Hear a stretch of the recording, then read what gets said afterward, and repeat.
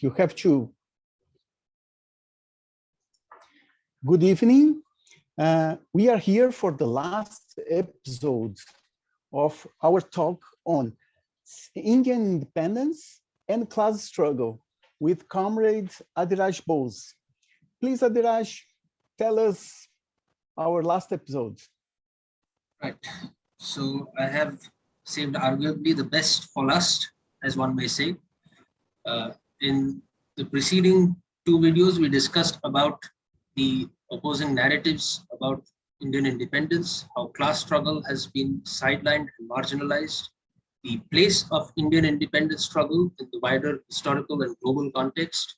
In the second episode, we talked in terms of the material achievements of Indian independence and what it actually means to defend the Indian independence beyond just the abstractions that we are given in pop culture and propaganda. Now I will be talking about certain lost chapters and lost heroes, forgotten heroes of Indian independence. It would not be a stretch to say that Indian independence would never have been possible without the contribution of revolutionary socialists. The most famous among them, of course, that Indians still know of and idolize is Bhagat Singh. As a young revolutionary from Punjab, he had ignited the passions of the Indian youth through his actions in Delhi and in northern India, and through his revolutionary activism and revolutionary thinking. His works are still read, but his ideology and his beliefs are not as popularized or not as talked about as his immediate actions. He is projected as a mere nationalist. And this goes to a great extent for a lot of the socialist movement in India during this time. The narrative of class struggle, as I had explained earlier, is buried under that propaganda of nationalism, under that narrative of nationalism. The one force that emerged in India that almost debunks this by its very existence is that of the Bolshevik-Leninist Party of India, Burma, and Ceylon. This party, built with the ideals of Leon Trotsky and the Fourth International, founded on the beliefs that he espoused, and during that period of the left opposition, was critical. For the first time, and perhaps the only time, we have seen Ceylonese revolutionaries from Sri Lanka coming to India and organizing a revolutionary party with other Indian comrades and organizing the working class to the best of their limited efforts. The BLPI has its roots in the peculiarities of the struggles in Ceylon. Now, some background is important to understand this evolution. See, while India, especially in the main urban centers like Bombay, Calcutta, and Madras, had developed some degree of industrialization, one would say these were almost islands of first world prosperity in a sea of colonial deprivation. In these little islands of advancements, there was a very vigorous, young, and extremely exploited working class emerging around the industrial belts of Bombay, Calcutta, and in the ports and industries around Chennai. That time it was called Madras, now it is called Chennai. Now, in these centers, a new industrial working class was developed, and with it came a new kind of politics, a new kind of radicalization. The Indian Communist Party was built in 1920. In 1920, it was formed in Tashkent. And at the same time, the Indian working class was expanding tremendously. By the time the Sri Lankan comrades came to India, India already had a certain degree of industrialization. Sri Lanka did not have this.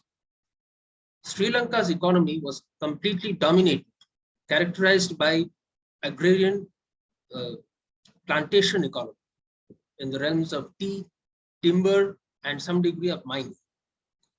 It was the tea plantations that allowed the comrades from Sri Lanka to actually make the bridge and cross over into India. As a comrade of the LSSP himself stated, the Tamil plantation workers were like a human bridge that linked the struggle of the plantation workers in Sri Lanka to the working class in Tamil Nadu. It was with this connection that the Sri Lankan comrades came to India. And they came to India with a very clear understanding. First of all, the Sri Lankan comrades were internationalists.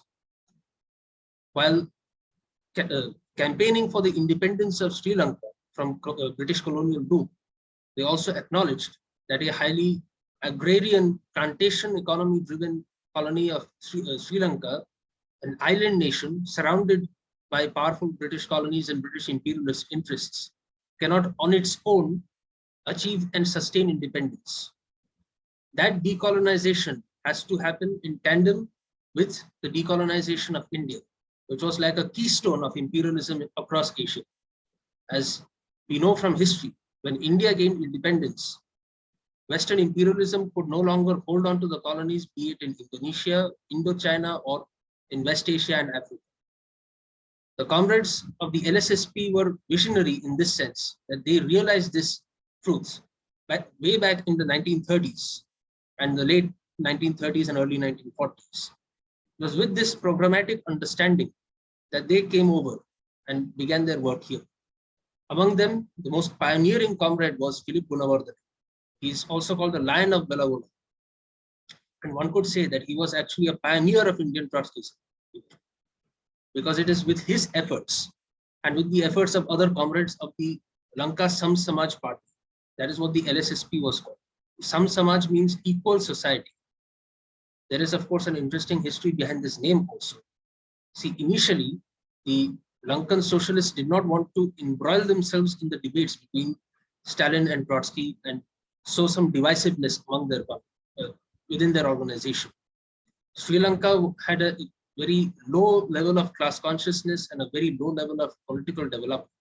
So it was necessary to appear to some degree to be centrist. And this was the first socialist political formation in Sri Lanka. So they were pioneers. And in that sense, some compromises were necessary for them to go ahead. But that is the history behind the naming of the Lanka Sam Samaj Party. Sam Samaj means equal society. Just make that. Now, the Lanka Sam Samaj Party was the originator of the Bolshevik-Leninist Party of India, Burma, and Ceylon. I say that India, Burma, and Ceylon to highlight their internationalist perspective. With contacts from the Tamil workers and other industrial proletariats in the urban centers, primarily Madras and Bombay, the party could begin its organizational work and begin to sow the seeds of a revolutionary thinking within India. In that sense, it was actually one of the most powerful, impactful organizations in South Asia, because no one else thought in terms of such internationalism. And the British realized this threat. I'll just share a quote from Wes Irwin's book, which quotes the thinking of the British administration at the time. He said, "You represent the most dangerous contagion that has been brought into this country. Whether in jail or outside, we will not allow you to infect the educated youth. We shall see to it that you are effectively isolated." This is what a British commissioner of police said to one of the Trotskyist comrades who was jailed while organizing in India. This shows the level of threat that they felt from an internationalist socialist organization like the Bolshevik-Leninist Party. Throughout the 1930s and early 40s, the party had to contend with two major forces. One was, of course, the rival Communist Party of India and their counterparts in Sri Lanka. The ideological battle was very important in this case because of the contest between Stalin and Trotsky, the left opposition and the Fourth International. To that extent, they had even made links with American comrades and British comrades with great difficulty, because the British censorship and British administration did not allow them to freely operate at all. It was a nightmare for them to see these Indian communist revolutionaries going to Britain and America to forge links internationally, to think that the British radicalized dock worker could be in solidarity with the Indian dock worker. was a nightmare for British imperialists. And it was precisely this solidarity that had to be broken according to them. And for various reasons, the party could not grow because of this pressure. The Stalinists, of course, colluded here. Now, these two reactionary forces, the British imperialists and the Stalinists, ensured that the party would remain small and effectively isolated throughout the 1930s. Despite this, they had built all the infrastructure necessary for a functioning political party in India. Through great struggle, the Bolshevik-Leninist Party of India, Burma, and Ceylon came into existence. And this was an achievement in itself. Unfortunately, World War II happened. During World War II, of course, we know what happened. The Allies found themselves in alliance with the Soviet Union, and within India, the Trotskyist party had to face both of its most vicious enemies in wartime: British censorship and Stalinist reaction. The combination of these two were lethal to the Bolshevik-Leninist party. They were forced underground during this period of wartime, and wartime India was a hell. People do not know enough about how the British ran India during the war. Censorship, extrajudicial killings, mass arrests, even military attacks on workers organized. In Calcutta, in fact, during the 1943, in fact, during the famine period, a massacre was conducted on striking workers in the cotton mills who went on strike for better rations during the peak of the famine. 1,000 workers were casualties of that massacre. These were the conditions in which the Bolshevik-Leninist party operated, and they still managed to operate successfully. There were two key things that handicapped the party early on. One was its failure to physically establish contact with Leon Trotsky. This was purely because of restrictions at the border between Mexico and America. See, one of the party's main leaders, Selena Pereira, had managed to cross over into the United States and attempt to make contact with Trotsky in Mexico, but she was stopped. And that was the last chance of the BRPI actually having a physical relation with Leon Trotsky. In 1940, he was slain by an assassin. So that left the BLPI with only one major source to understand the ideology that Leon Trotsky espoused. That was his books and his writings, and they were very powerful instruments of organization. Revolution Betrayed, the Permanent Revolution, and the Transitional Program became the foundational documents for the party program of the BLPI itself. In the 1930s and 40s, the Indian working class was no longer a social force in the margins, but was increasingly powerful enough to affect the politics of the nation.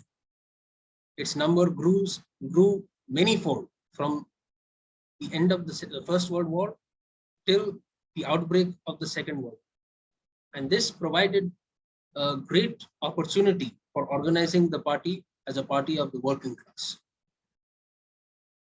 The greatest moment of the BLPI, I would say, came at the very fag end of this period of struggle.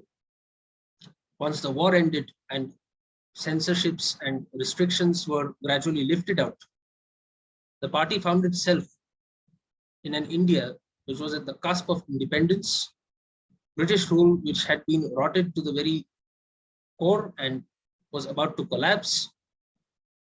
And it was in this time that the Indian naval mutiny, the uprising of mutinous sailors in Bombay, began, along with a rebellion of student youth in Calcutta. It seemed at that time, during the end of 1945 and the early months of 1946, that India would have its revolution. In the countryside, peasants were expropriating the land of the landlords. In the cities, the workers went on strike. The students revolted, and now even the army would mutiny. The Navy had already mutinied. The BLPI, with its links to the organized working class in the cities, primarily the milk workers in Bombay, did their best to organize in solidarity with the naval mutineers, and they did so successfully. Reports were clear that the mill workers marched on the streets of Bombay bearing the standard of the Fourth International. This solidarity allowed for the rebellion, which was sparked by this mutiny, to expand within the city and amongst the working class. Soon, there were uprisings in Calcutta, in Karachi, in Madras, Chennai, and other port cities of the country. The uprising was crushed with the combination of the conspiracy of the Congress Party, where Sardar Vallabhbhai Patel had openly conspired with the British administration to pacify the mutinous sailors, and outright suppression by use of military force by the British government. This snuffed out a revolution before it could blossom. That was not the end of class struggle in India at all. True, the solidarity between Indians was broken in the crucible of partition. But one must remember, in the south, the peasants and peasant workers in Hyderabad continued to rebel across various princely states in the Indian subcontinent, and this accounted for about a third of the Indian subcontinent. There were peasant uprisings everywhere. In Kashmir, in fact, the landless laborers, rural laborers, organized along with the National Conference and committed their own uprising against the monarchy in Kashmir. In Travancore, peasants revolted against the king of Travancore. At the same time, in Bengal and other parts of northern India, which had suffered through zamindari, saw extremely violent and extremely radical and profound peasant rebellions, which led to the end of the zamindari system. Unfortunately, the BLPI could not be there to give guidance, to give leadership, because its small size and all the pressures it was imposed on, it could only operate in that one decisive moment. It could only do so much. Partition made it almost impossible for the party to stay united. And after Indian independence, many of the Ceylonese comrades had to return back because the fight in Ceylon was not yet done. Till the mid-1950s, the British retained a presence in that island. It was ultimately the Lanka Samsamaj Party, the progenitors of Trotskyism in India, and the founders of the BLPI, who led a general strike, who led an uprising against British rule in Sri Lanka and paved the way for independence there as well. We are never taught about such characters and about this history, but it is important for us, at least for us revolutionaries, to know our history and to draw inspiration from them. The founders of the BLPI had certain virtues that we must incorporate into ourselves. They were internationalists. They believed in the solidarity of working people everywhere. It was not just the independence of his native Sri Lanka that Philip Gunawardene fought for, but also for the independence of India, Burma, and Sri Lanka, of all colonized peoples and oppressed peoples across the world. They were committed revolutionaries. Even during the worst periods of repression at the hands of the British Empire, the most powerful empire in the world at that time, they remained undaunted. Philip Gunawardene and other cadres of the Revolutionary Party were arrested and put under torturous conditions in Indian jails. Still, they remained committed to their cause.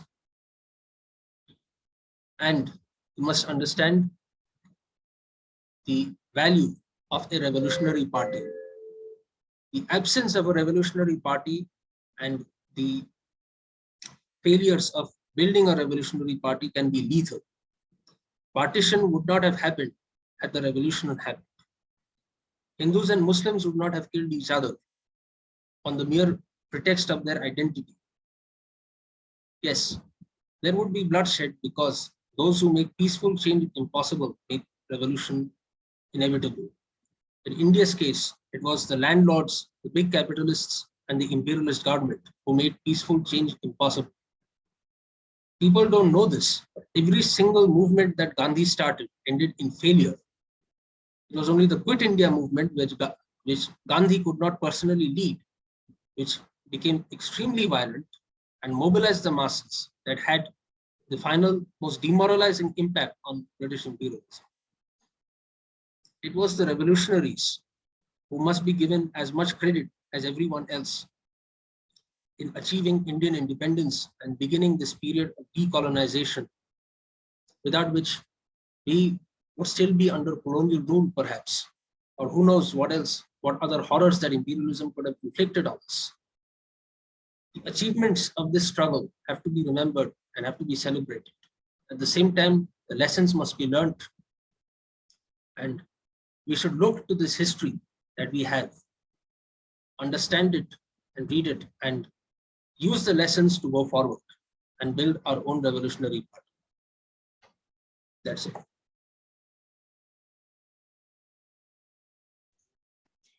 Thank you, Adhiraj, for your inspiring last episode on this critical issue, which is the class struggle presence in all the development of the struggle for liberation of India. So with this episode, we finish our series, and we hope every one of you that has been watching us will benefit from the information and inspire yourselves to join the revolutionary movement in order to free all the world from capitalism, which is our aim. So thank you once again, Adhiraj, and thank you all of you that have been watching us. Al Salam. Lal Salam.